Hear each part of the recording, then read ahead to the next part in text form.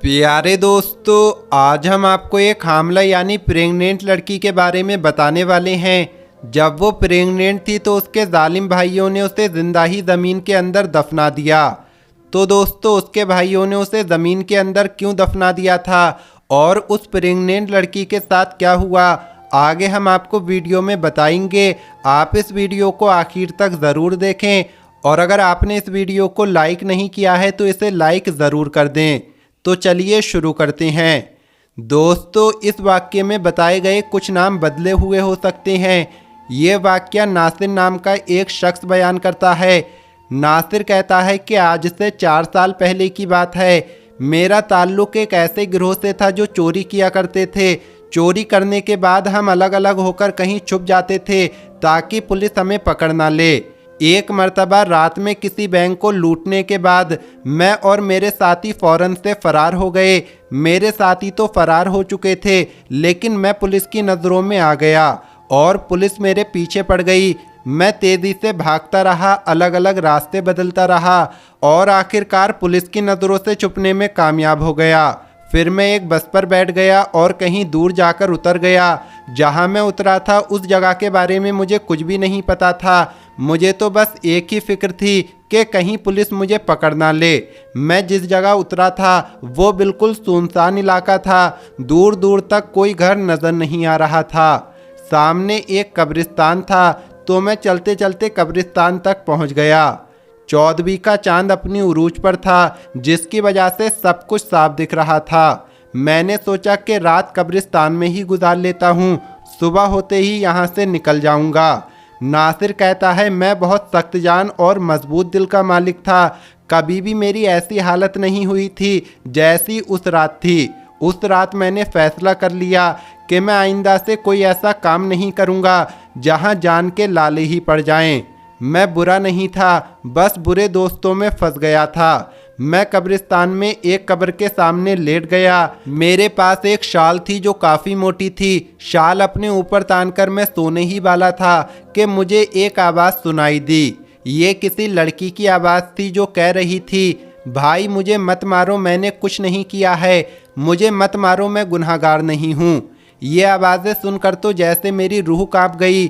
मैंने चादर अपने सर से हटाई और देखने लगा कि क्या माजरा है। जब मैंने देखा तो मेरे सामने तकरीबन 4 से 5 लड़के थे जो एक लड़की को घसीटते हुए कब्रिस्तान ला रहे थे।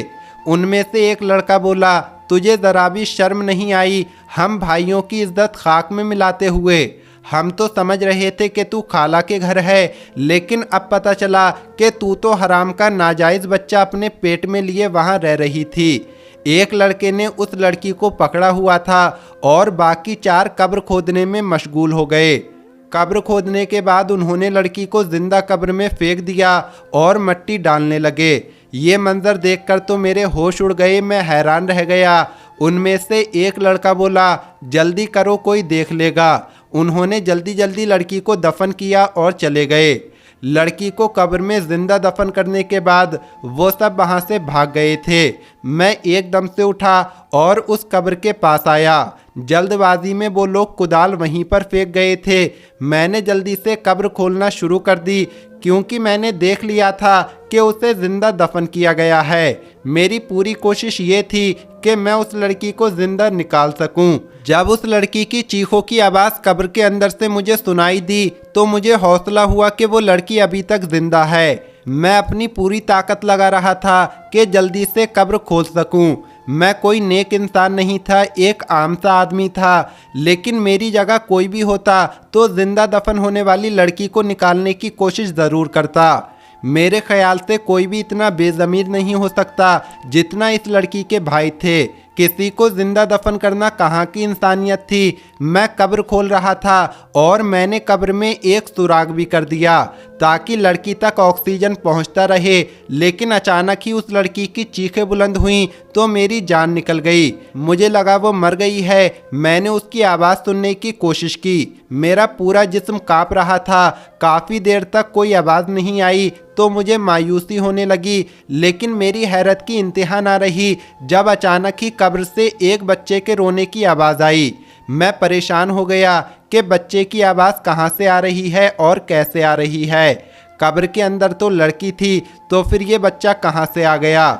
मैं डरने वालों में से नहीं था, लेकिन उस वक्त मैं बहुत ज़्यादा डर गया था। अब मुझे लड़की के कर्राने की आवाज़ भी सुनाई देने लगी, यानी लड़की जिंदा थी। मैं खौफजदा तो बहुत था, लेकिन जो भी था मुझे कब्र खोदनी थी और लड़की को बाहर निकालना था। मैंने एक बार फिर से अपने अंदर हिम्मत जमा की, लेकिन जैसे ही कब्र मुकम्मल तौर पर खुली तो मुझे ऐसा लगा जैसे मेरे पैरों के तले से ज़मीन सरक गई हो, क्योंकि कब्र में एक पैदा हुआ बच्चा पड़ा था और वो लड़की निढालती कब्र में पड़ी थी। मुझे ये समझने में एक लम्हा भी नहीं लगा कि वो लड़की हमल से थी और उसने कब्र में बच्चे को जन्म दिया था। मैंने हिम्मत करके उस लड़की को और उसके बच्चे को कब्र से निकाला। मेरी जो शाल थी उससे मैंने उस लड़की का जिस्म ढांप दिया। लड़की की हालत गैर थी और वो तकलीफ़ में थी और वो बच्चा मुसलसल रोए जा रहा था। मेरी समझ में कुछ भी नहीं आ रहा था कि मैं क्या करूं कि अचानक हाईवे पर मुझे एक वैन आती हुई दिखाई दी। मैं उस बच्चे और माँ को छोड़कर जल्दी से हाईवे की तरफ दौड़ा। मैंने वैन को रुकने का इशारा किया। पता नहीं कैसे, लेकिन इतनी रात में भी वो लोग रुक गए, लेकिन वो डर रहे थे। मैंने उनसे कहा, मेरी बीवी और मैं कब्रिस्तान से गुजर रहे थे कि अचानक कब्रिस्तान में ही मेरी बीवी को दर्द शुरू हो गया और उसकी डिलीवरी हो गई। मैंने उनसे मदद के लिए कहा। तस्दीक करने के लिए वो लोग मेरे साथ आए तो उस लड़की और बच्चे को देखकर सारा मामला समझ गए और उन्हें मेरी बात पर यकीन हो गया। उनमें से एक शख्स ने कहा, इन तीनों को मदद की ज़रूरत है, वाकई ये लोग मुसीबत में हैं। वैन वालों ने हमारी मदद की और उस लड़की और उसके बच्चे को अस्पताल ले गए। बैंक से मैंने जो चोरी की थी उसका हिस्सा अपने साथियों से मांगा तो उन्होंने मेरा हिस्सा मुझे दे दिया। मैं लड़की को उस जगह ले गया जहां मैं खुफिया तौर पर रहा करता था। जब उस लड़की की हालत संभल गई तो मैंने उससे सारा मामला पूछा।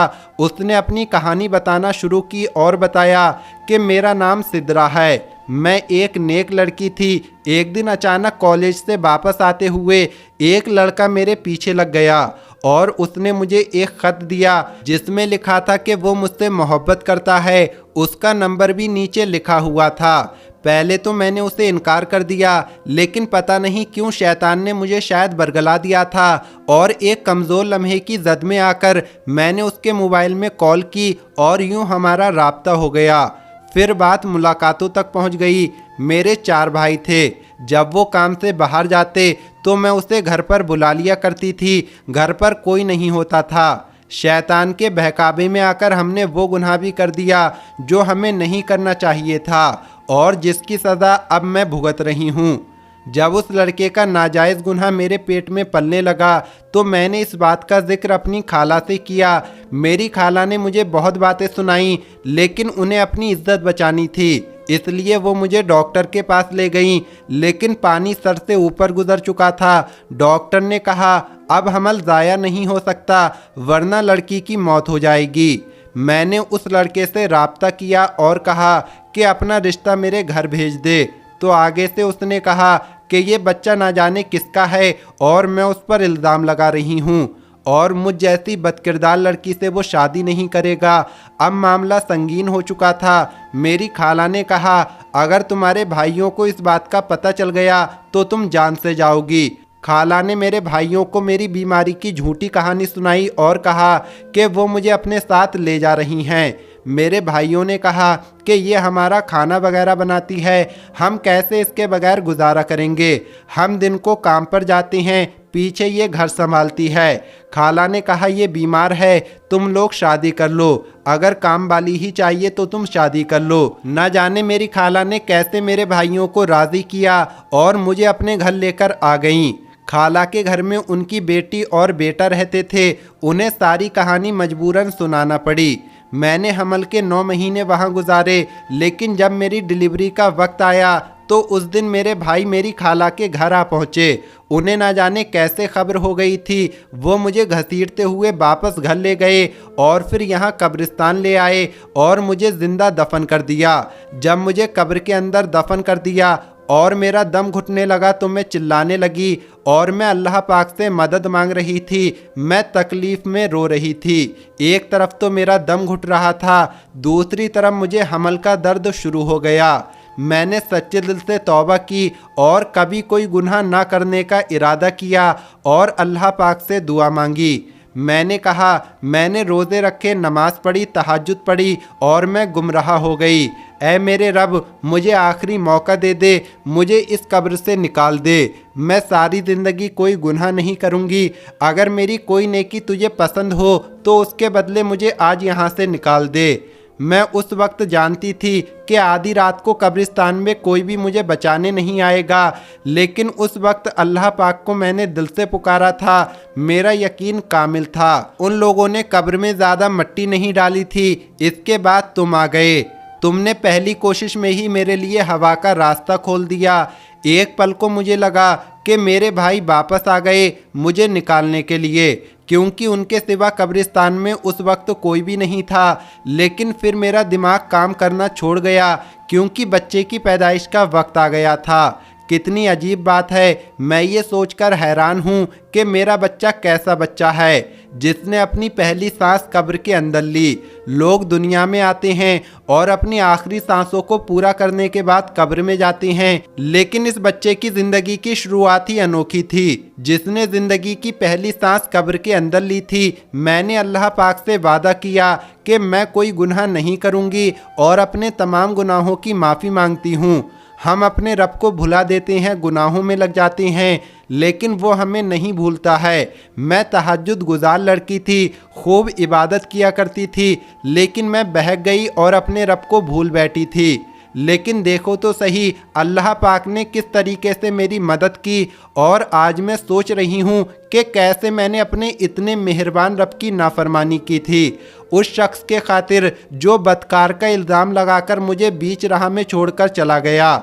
नासिर कहता है, सिदरा अपनी कहानी सुनाकर फूट फूट कर रोने लगी तो मैं भी सोच में पड़ गया कि ये तमाम वाक़या मेरे लिए भी बहुत ही इबरतनाक था। मैं भी इस वाक़ये का हिस्सा था।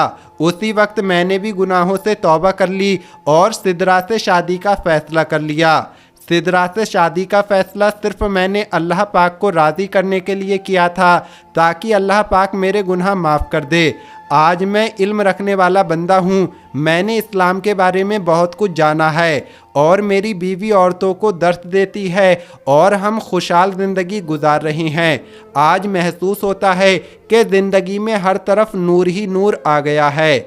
दोस्तों, ये वीडियो आपको कैसी लगी कमेंट बॉक्स में ज़रूर बताएं। मिलेंगे अगली वीडियो में। अस्सलामु अलैकुम। अल्लाह हाफिज़।